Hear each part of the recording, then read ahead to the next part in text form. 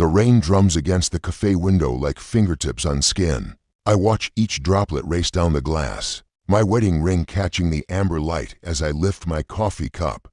6 years of marriage, and I still notice how the gold band feels heavier. On days like this, Sophia, the voice cuts through the gentle murmur of conversation, through the jazz melody floating from hidden speakers, through 6 years of carefully constructed peace. I know that voice, my body knows it before my mind catches up, the way my pulse quickens, the way my breath catches somewhere between my throat and my chest. I turn slowly, deliberately. Liam stands 3 feet away, rain darkening his hair, that familiar half-smile playing at the corners of his mouth. He looks exactly the same and completely different.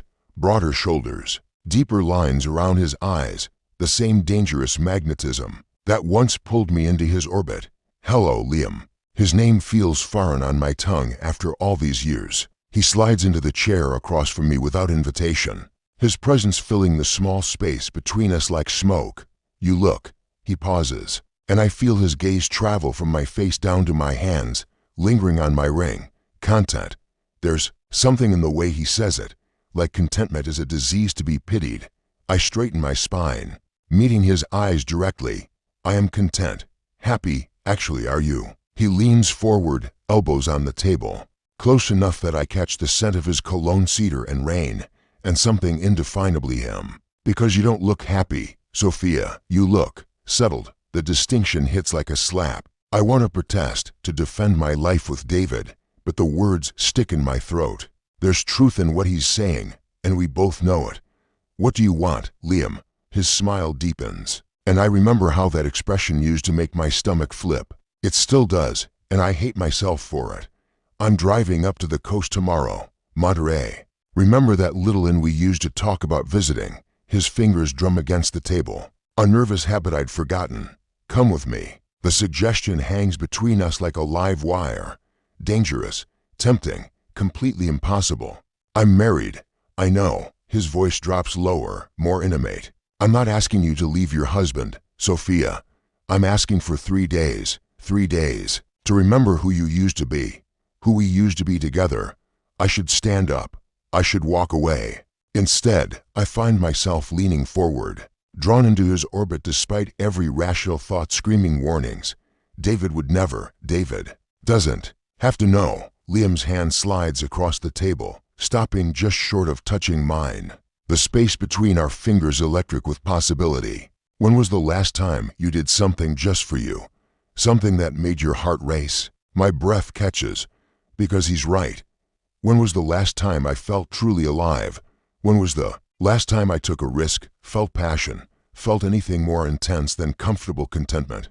I can't. You can. His voice is hypnotic, persuasive. You just won't. There's a difference. The rain intensifies outside, creating a cocoon of intimacy round our table. Other conversations fade into white noise. There's only Liam's voice, his presence, the dangerous promise in his eyes. 3 days. He repeats. What's 3 days against a lifetime of wondering what if? My phone buzzes. David's name appears on the screen. Hope your day is going well. Love you. The message should anchor me. Instead, it feels like a chain. Liam notices my hesitation, pounces on it. I'll be at the Monterey Bay Inn starting tomorrow night, room 147. He stands, drops a 20 on the table. The choice is yours, Sophia. But choose quickly. Some chances don't come twice. He walks away without looking back, leaving me sitting in the cafe with his words echoing in my mind and my heart hammering against my ribs. 3 days, the coast, a chance to remember who I used to be. Outside, the storm rages on. I stand in my bedroom at midnight, staring at the small suitcase hidden in my closet. David sleeps peacefully beside me, one arm thrown across the space where I should be lying. His breathing is deep and even, trusting. 6 years of marriage, and he's never had reason to doubt me. Until now. My hands shake as I fold clothes I'll never wear for him, the black dress that hugs my curves, the silk camisole that makes me feel beautiful instead of just practical. Each item I pack feels like a betrayal, but also like a reclamation. The hardwood floor creaks under my feet as I move to the window. Outside, the storm has passed. leaving the world washed clean under moonlight. Somewhere north of here, Liam is waiting. The thought sends heat spiraling through my chest, pooling low in my belly. Sophia? David's sleepy voice freezes me in place.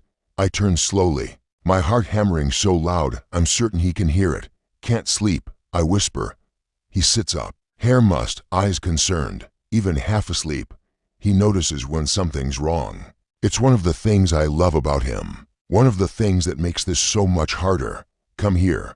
He pats the bed beside him, and I move like a woman walking to her execution. When I sit, he pulls me close, his warmth solid and real against my back. What's on your mind, Liam? The coast, the way my pulse raced when he looked at me, the way I felt alive for the first time in years. Nothing important.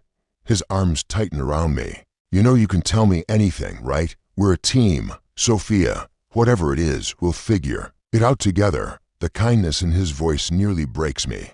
David deserves better than a wife who dreams of running away with her ex-boyfriend. But even as guilt floods through me, I can't shake the memory of Liam's eyes, the promise in his voice. I know, I lie. We sit in comfortable silence, his heartbeat steady against my shoulder blade. This is love, I tell myself. Quiet, consistent, safe love. The kind that builds a life on. The kind that lasts. So why does it feel like I'm suffocating? David's breathing evens out again, his hold on me relaxing. Carefully, I slip from his arms and pad to the bathroom. In the mirror, a stranger stares back, a woman with wild eyes and flushed cheeks. A woman who looks capable of reckless choices. I splash cold water on my face, but it doesn't help. My skin feels fevered, my blood singing with anticipation. I refuse to acknowledge. By morning, I've made my decision.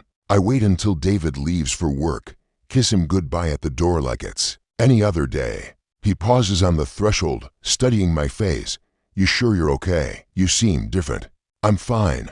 The light tastes bitter, just tired.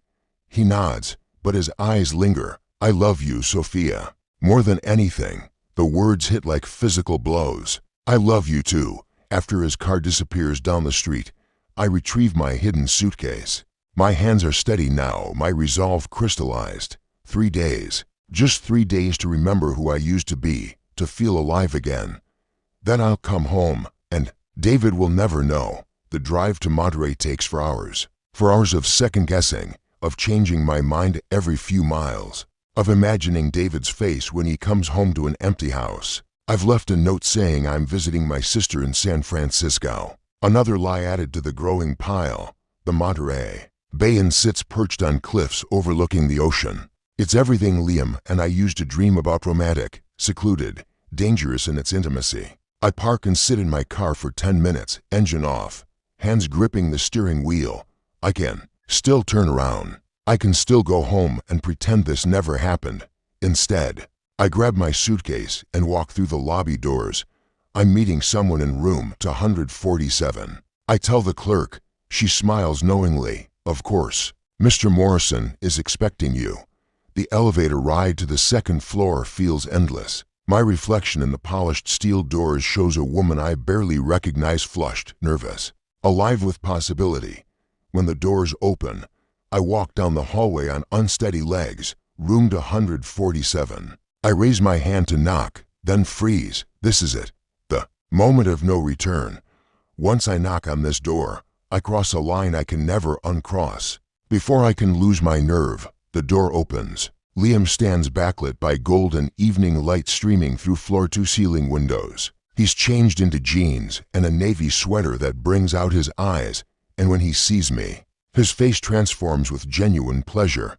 I wasn't sure you'd come. Neither was I. He steps back, gesturing me inside. The room is beautiful, king size. Bed facing the ocean, private balcony, champagne chilling in an ice bucket. Romantic and seductive and everything I shouldn't want. No regrets. He asks softly. I think of David at home, wondering where I am. I think of 6 years of steady, comfortable love. I think of the woman I used to be, wild and passionate and unafraid. No regrets. I whisper. The lie comes easier this time. The ocean stretches endlessly beyond the balcony doors, painted silver by moonlight.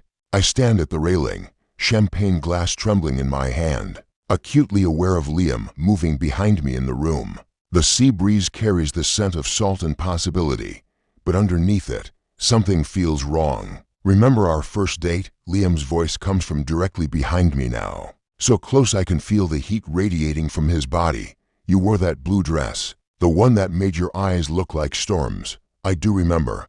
I was 22, working at the bookstore downtown, and he swept me off my feet with grand gestures and passionate declarations. Everything felt epic then, heightened, like living inside a romance novel. We were so young. I murmur, not so young. His hands settle on my shoulders, fingers kneading the tension I didn't realize I was carrying, just unburdened. Before you convinced yourself that passion was dangerous, the massage feels good despite myself. It's been months since anyone touched me with real intent, since I felt desired rather than simply loved. David's touches are comfortable, familiar. This is electric. I didn't convince myself of anything, I say, but my voice lacks conviction. I grew up, you settled. His hands slide down my arms, and I shivered despite the warm evening air. You chose safety over living. Safety isn't a crime, isn't it? He turns me to face him, and I'm struck again by how intense his eyes are. In the moonlight, they look almost black. When did you last feel your heart race? Sophia, really race, right? Now, I think but don't say, because he's right. Standing here with him, champagne warming my blood and his hands on my skin. My heart is beating so hard I'm dizzy with it. David makes me happy. I protest weakly. Content. He corrects. There's a difference. His thumb traces along my jaw, and I lean into the touch before I can stop myself. Happiness is active. Contentment is existing. The words sting because they echo thoughts I've been trying to ignore for months. When did my life become so small? When did I stop dreaming of adventures, of passion, of anything beyond the comfortable routine David and I have built? You left me, I remind him, grasping for solid ground. You walked away without looking back. Something flickers across his face, regret, perhaps, or calculation. It's gone too quickly for me to read. Biggest mistake of my life. His voice drops to a whisper. Not a day goes by that I don't think about what we could have been. The confession hits me like a physical blow. For 7 years, I've wondered the same thing. What if he hadn't taken that job in Chicago? What if I had followed him? What if we had fought harder for what we had? Liam, I know what you're thinking. His other hand comes up to frame my face, thumbs brushing across my cheekbones. You think this is just nostalgia, old feelings. But it's not, Sophia. What we had was real, is real. Before I can respond, he kisses me. It's soft at first, tentative, giving me room to pull away. But I don't. Instead, I melt into him, my body remembering what my mind has tried to forget. He tastes like champagne and memories, like the man I used to love desperately, recklessly. The kiss deepens, and I'm lost. Lost in the way his hands tangle in my hair, in the soft sound he makes when I press closer, in the heat building between us. This is what I've been missing. This fire, this desperate wanting, this feeling of being completely, utterly alive. When we break apart, I'm breathing hard, my lips swollen, and my common sense scattered. Stay. He whispers against my mouth. Stay with me tonight. The words hang between us, heavy with implication. I think of David at home, probably wondering where I am by now. I think of my marriage, of the vows I made, of the life I've built. But I also think of how alive I feel right now. How desired. How much like myself. I can't, I say. But even as the words leave my mouth, I'm not moving away. You can. His hands slide down to my waist, pulling me closer. You're here, aren't you? You came all this way. For what? To have dinner and go home to your safe little life. There's an edge to his voice now, something that wasn't there before. It should be a warning, but I'm too drunk on champagne and desire to pay attention. It's not safe, I protest. It's just boring. He finishes, predictable, dead. The harsh words make me flinch, but I don't deny them. Can't deny them. David loves me. I say instead, I love you. The declaration comes out fierce, possessive. I never stopped loving you, Sophia. Never stopped wanting you. My heart clenches at the words I've dreamed of hearing for 7 years. But something in his tone makes me look closer, and for just a moment, I see something in his eyes that makes my blood chill. Something hungry and cold and not quite love. The moment passes, and he's Liam again, charming, romantic, everything I remember. But a seed of unease plants itself in my chest. I need time to think, I say. Stepping back, he lets me go, but reluctantly. Of course, take all the time you need. His smile is understanding, but it doesn't quite reach his eyes. I'll be right here when you're ready. I escape to the bathroom, splash cold water on my burning cheeks, and stare at my reflection. The woman in the mirror looks wild, desperate. Nothing like the careful wife who left home this morning. What am I doing? But even as doubt creeps in, I can still feel the imprint of his hands on my skin, still taste him on my lips. For the first time in years, I feel beautiful, desired, alive. When I emerge from the bathroom, Liam is on the balcony, silhouetted against the night sky. He looks like a fantasy, like something from a dream. I've booked you your own room, he says without turning around, 2 floors up. I don't want you to feel pressured. The gesture should reassure me. Instead, it feels calculated, like he knows exactly what to say to keep me here. But I stay anyway. I wake in a hotel room that isn't mine, sunlight streaming through unfamiliar curtains. For a moment, I'm disoriented, caught between dream and reality. Then it all comes rushing back. Liam, the kiss, the way my entire world tilted on its axis. My phone shows 17 missed calls from David. 17. My stomach plummets as I scroll through the messages, watching his concern escalate from mild worry to panic. The last one, sent at 3 a.m., makes my breath catch. Your sister says you're not there. Where are you? Sophia, I'm scared something happened to you. Guilt crashes over me in waves. While I was kissing another man, David was terrified I was hurt. Or worse, I call him with shaking hands. Sophia, his voice is raw with worry and relief. Thank God. Where are you? I've been calling. I'm safe, I say quickly. I'm sorry, my phone was on silent. I'm in San Francisco, remember, at Sarah's. The light tastes like poison, but I can't tell him the truth. Not now, not like this. Sarah said you weren't there. His voice is careful, controlled. She was worried. My mind races. I'm staying at a hotel nearby. Sarah and we had a fight. About Mom. I hate how easily the deception comes. I needed space to think. The silence stretches long enough for doubt to creep in. David knows me too well. 7 years of marriage have taught him to read my voice, my moods, my tells. Sophia, he says finally, and there's something different in his tone. Something that makes my skin prickle with unease. I need you to come home. Now. I will. I just need now. The word comes out sharp, final. Whatever's going on, we'll figure it out together. But you need to come home. There's an undercurrent in his voice I've never heard before. Not anger, exactly. Something colder, more dangerous. David, you're scaring me. Good. He says quietly. Because I'm terrified. Come home, Sophia. Before you do something we can't undo. The line goes dead, leaving me staring at my phone in shock. In 6 years of marriage, David has never spoken to me like that. Never issued ultimatums or made threats. A soft knock at my door interrupts my spiraling thoughts. Liam stands in the hallway with coffee and pastries, looking effortlessly handsome. In the morning light, you look troubled, he observes, setting the breakfast on my small table. Husband calling. I nod, still shaken by David's tone. He knows something's wrong.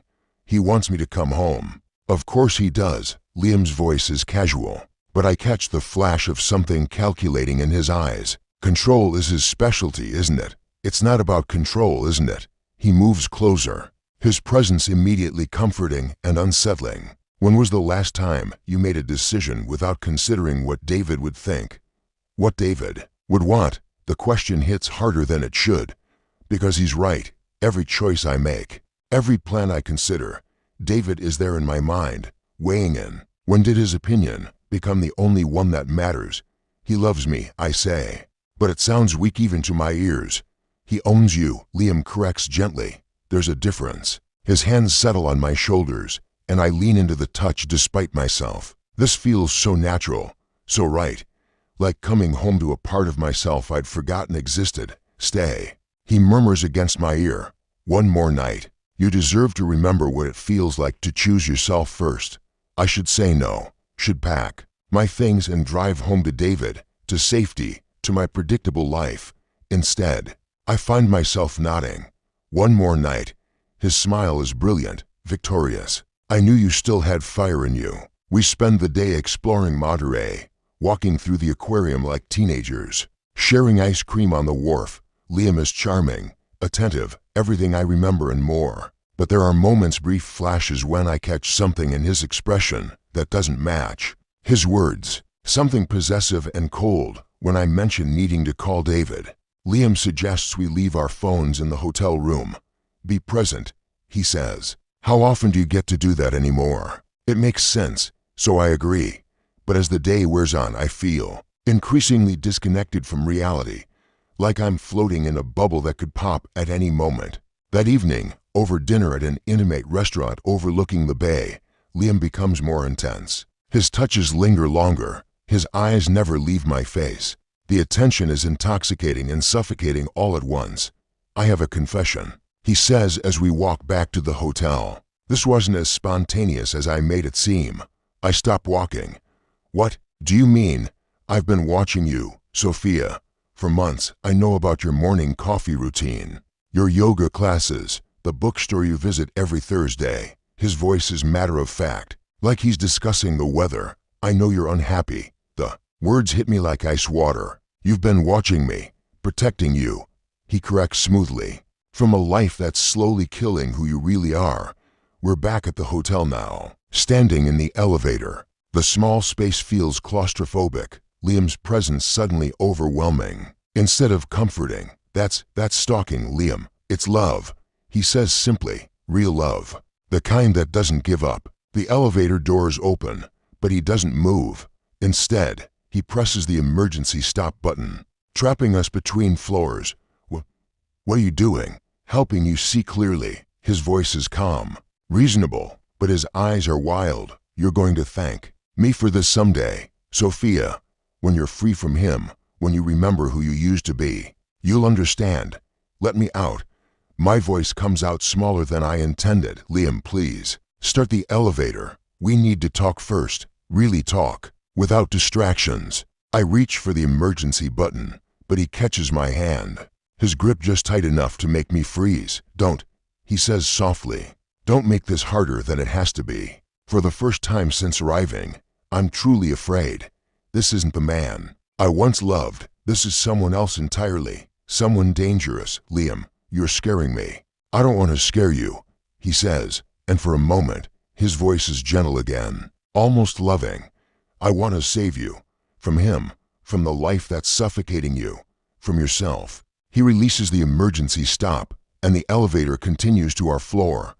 But as the doors open, I realize with growing horror that I'm not a guest here anymore. I'm a prisoner. The hotel room door clicks shut behind us with the finality of a coffin lid. Liam pockets the key card, and the simple gesture makes my blood turn to ice. Sit down, he says gently, gesturing to the bed. Please, I don't move, can't move. Every instinct screams at me to run, but there's nowhere to go. We're on the 4th floor, the balcony door's locked, and Liam stands between me and the only exit. I said sit down. His voice hardens just enough to make me obey. I perch on the edge of the bed, hands clenched in my lap, watching as he paces. The small space like a caged animal. The charming mask has finally slipped completely, revealing something hungry and desperate underneath. Do you know how long I've waited for this? He asks conversationally. 7 years, Sophia, 7 years, of watching you waste your life with him. David is my husband. David is a mistake. The words explode out of him, making me flinch. He stops pacing, runs his hands through his hair, visibly trying to regain control. Sorry. I'm sorry. I don't want to frighten you, but I am frightened, terrified. The man I once loved has become a stranger, and I'm trapped alone with him in a room where no one will think to look for me. Please, I whisper, just let me go home. This is your home now. He sits beside me on the bed, and I fight the urge to recoil. With me, the way it should have been all along. I don't understand. I never took that job in Chicago. Confession comes out flat, matter of fact. I lied. I stayed here, got an apartment across town, and watched you build a life with him. Watched you forget what real passion felt like. The room spins around me. You've been here, this whole time, waiting. He says simply, waiting for the right moment to remind you what we had, what we could have again. My mind reels, trying to process the implications. 7 years. He's been watching me for 7 years, learning my routines, my habits, my vulnerabilities, planning. This, the coffee shop. I realize with growing horror, you knew I'd be there. I know everything about you, he says, and there's pride in his voice, possession. I know you take your coffee black on Mondays because weekends drain you. I know you avoid David's calls when you're at yoga because you need that air to breathe.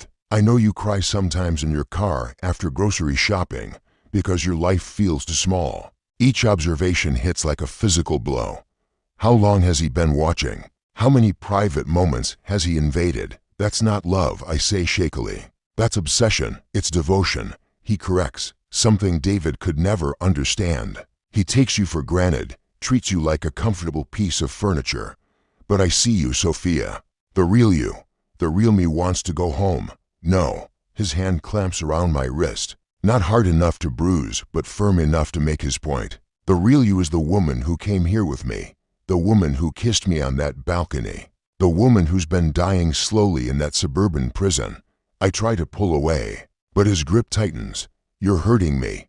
I'm saving you, he insists. From him, from a life half-lived, from settling for comfortable when you could have extraordinary.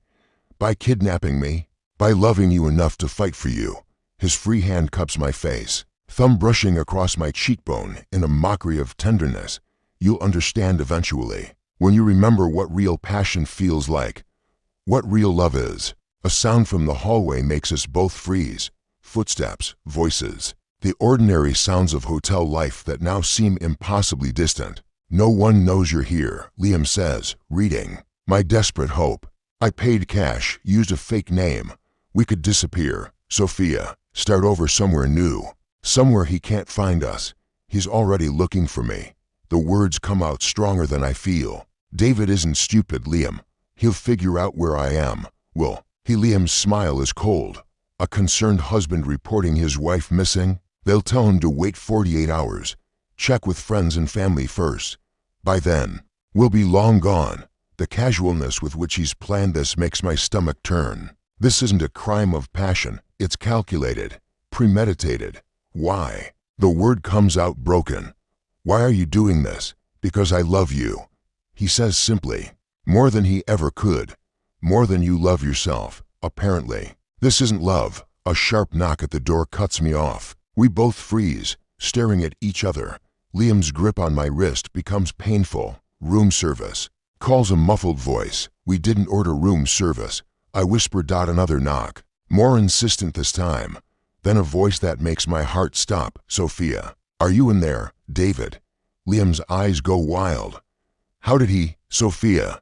David's voice is closer now. Right outside the door. I know you're in there. Open the door. I try to stand, to call out, but Liam yanks me back down, his hand clamping over my mouth. Don't. He hisses in my ear. Don't make me do something we'll both regret. But I can hear David talking to someone in the hallway. Hotel security. Maybe. Or the police. Relief floods through me so intensely I nearly sob. Sir, you need to open this door. An official voice commands. Now, Liam's hold on me loosens as panic takes over. He releases my mouth, and I immediately scream David's name. I'm here. I'm in here. The sound of a key card. The door bursting open, and then David is there, filling the doorway like an avenging angel. Behind him, to security guards and a police officer. Get away from her, David says. His voice deadly calm. Liam releases me completely, hands raised in surrender. But his eyes never leave my face. This is what you want? He asks me, ignoring the men surrounding him. This life that's killing you slowly. I look at David, really look at him. His face is haggard with worry, his clothes rumpled like he drove through the night to get here. But his eyes are full of love and relief and a pain, so deep it takes my breath away. Yes, I whisper. Then, stronger. Yes, this is what I want. David crosses the room in 3 strides, pulling me into his arms. I collapse against him, breathing in his familiar scent, feeling his heart hammering against my chest. I'm sorry, I sob into his shoulder. I'm so sorry. David, I don't know what I was thinking. She murmurs, his hand stroking my hair. You're safe now. That's all that matters. As the police lead Liam away, he turns back one last time. He'll never love you the way I do. He calls out, never see you the way I see you. Good, David says firmly, his arms tightening around me, because the way you see her is sick. The door closes behind them, and suddenly we're alone. David pulls back to look at me, his hands framing my face. Are you hurt? Did he touch you? No, I mean, not really. I gesture vaguely, still shaken. How did you find me? Credit card records, traffic cameras. I may have broken a few laws. His smile is shaky but real. Turns out I love you enough to fight for you too. The words hit me like a physical blow, because I realize what I almost threw away. Not just safety or comfort, but a man who would move heaven and earth to find me. A man who loves me enough to forgive the unforgivable. I don't deserve you, I whisper. Maybe not. He agrees, and his honesty makes me wince. But I'm not going anywhere. We'll figure this out. Together, as he holds me in that hotel room, overlooking the ocean where I almost lost everything. I finally understand the difference between passion and love. Passion burns hot and fast, consuming everything in its path. But love endures. Love forgives. Love comes to find you when you're lost, even when you don't deserve to be found. Take me home. I whisper against his neck.